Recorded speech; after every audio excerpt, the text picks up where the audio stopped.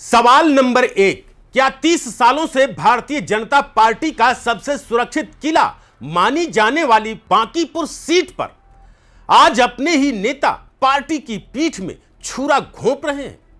सवाल नंबर 2, जब राष्ट्रीय स्तर पर अपनी धाक जमा चुके नितिन नबीन की साख दांव पर लगी हो, तब पटना की सड़कों पर बीजेपी के स्थानीय प्रत्याशी नीरज सिन्हा को लावारिस छोड़कर क्यों गायब हो गए हैं?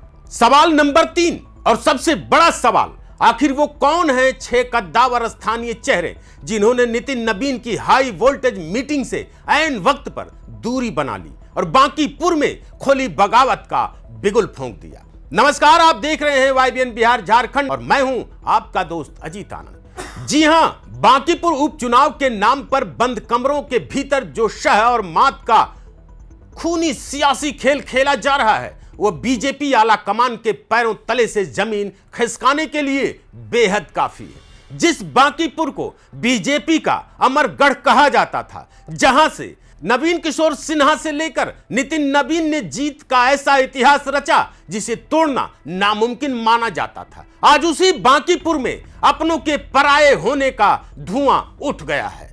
लेकिन क्यों? तो चलिए इस पूरे मामले को टू द पॉइंट तरीके से आपको बताते हैं। नितिन नबीन दिल्ली से सीधा पटना पहुंचे।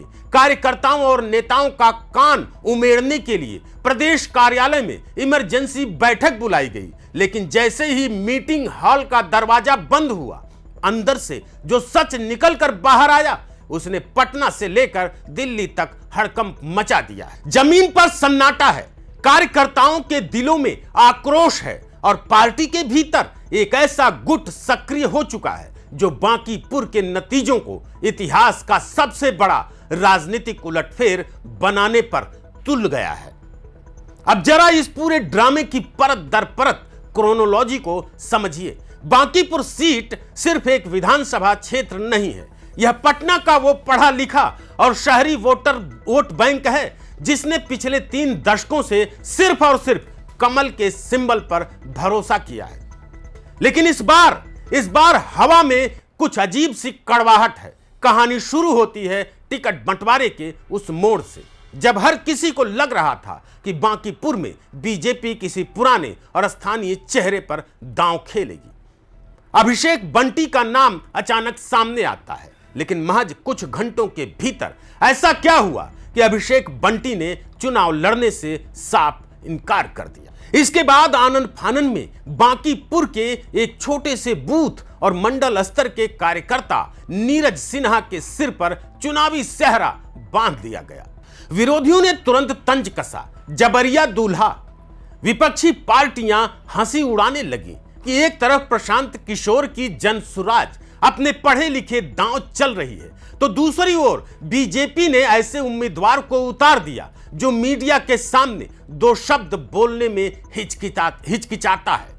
लेकिन असली कहानी नीरज सिन्हा के बोलने या ना बोलने की नहीं है। असली आग तो बीजेपी के अपने कैडर के भीतर सुलग रही थी। ग्राउंड रिपोर्टिंग के दौरान जब हमारी टीम बांकीपुर के वार्डों और बस्तियों में पहुंची तो वहां का नजारा चौंकाने वाला था। प्रत्याशी नीरज सिन्हा हाथ जोड़े घूम रहे थे, लेकिन उनके पीछे ना तो कोई बड़ा नेता था, ना ही वो पुराने समर्पित चेहरे जो हर चुनाव में बीजेपी की रैलियां संभालते थे। इस सन्नाटे ने पटना से दिल्ली तक बैठे आला कमान के कान खड़े कर दिए। नितिन नबीन को खुद मोर्चा संभालना पड़ा। उन्होंने बीजेपी प्रदेश कार्यालय में एक अति गोपनीय समीक्षा बैठक बुलाई। बैठक का एजेंडा साफ था, बांकीपुर में कोई ढिलाई बर्दाश्त नहीं होगी। लेकिन जैसे ही नितिन नबीन ने मीटिंग हॉल में नजर दौड़ाई, उनके चेहरे का रंग उड़ गया। हाल में वो चेहरे थे ही नहीं जिनके दम पर बांकीपुर का चुनाव जीता जाता है। आखिर कौन है वो लोग जो मीटिंग में बुलावा भेजने के बावजूद नहीं पहुंचे? क्यों स्थानीय पार्षद, पूर्व मंडल अध्यक्ष और कद्दावर नेता अपना अपना मोबाइल स्विच ऑफ करके घर बैठ गए हैं?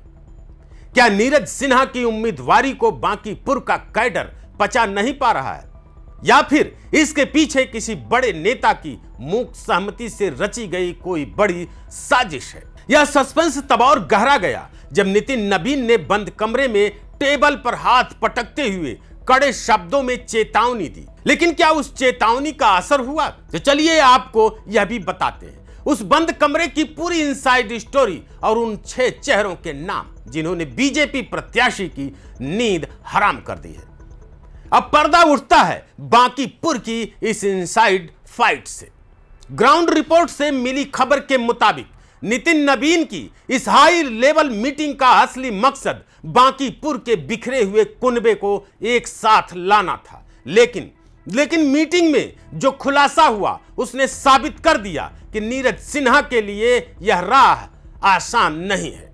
पहली बड़ी बात, बांकीपुर के स्थानीय नेताओं का कहना है कि नीरज सिन्हा को ऊपर से थोपा गया उम्मीदवार माना जा रहा है। सालों से ग्राउंड पर पसीना बहाने वाले 6 मुख्य स्थानीय चेहरे, जिनमें पूर्व मंडल अध्यक्ष, निकाय चुनावों से जुड़े प्रभावशाली नेता और 2 पूर्व मेयर प्रत्याशी दावेदार शामिल हैं, वे ग्राउंड से पूरी तरह गायब हैं। इन 6 चेहरों की गैर मौजूदगी का मतलब जानते हैं क्या है? वार्ड स्तर पर जनसंपर्क का ठप होना। नीरज सिन्हा जब बस्तियों में जाते हैं तो स्थानीय नेटवर्क गायब मिलता है।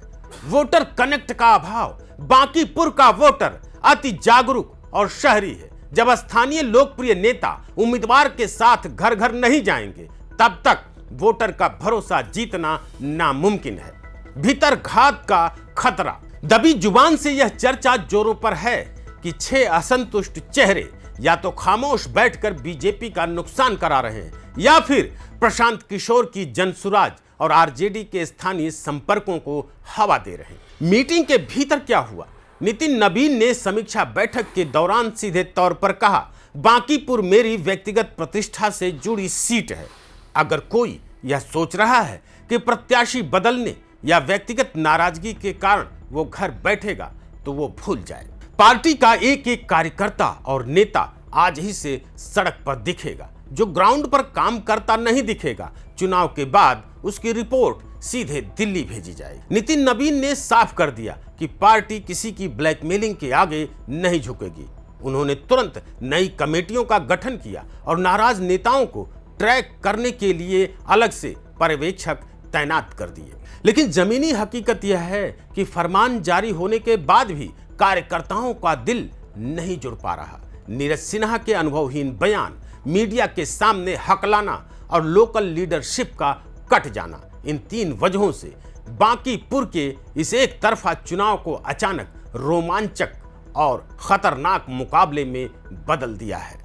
तो क्या नितिन नवीन का यह कड़ा रुख और दिल्ली की चेतावनी बांकीपुर में बीजेपी के असंतुष्टों को एकजुट कर पाएगी या फिर कार्यकर्ताओं की यह अंदरूनी नाराजगी 30 साल पुराने बीजेपी के इस मजबूत किले में दरार डाल देगी? क्या नीरज सिन्हा जबर या दूल्हा का टैग हटाकर जनता का भरोसा जीत पाएंगे या फिर प्रशांत किशोर की जनसुराज और आरजेडी इस अंदरूनी कलह का पूरा फायदा उठा लेगी? आप बांकीपुर के इस हाई प्रोफाइल ड्रामे पर क्या सोचते हैं?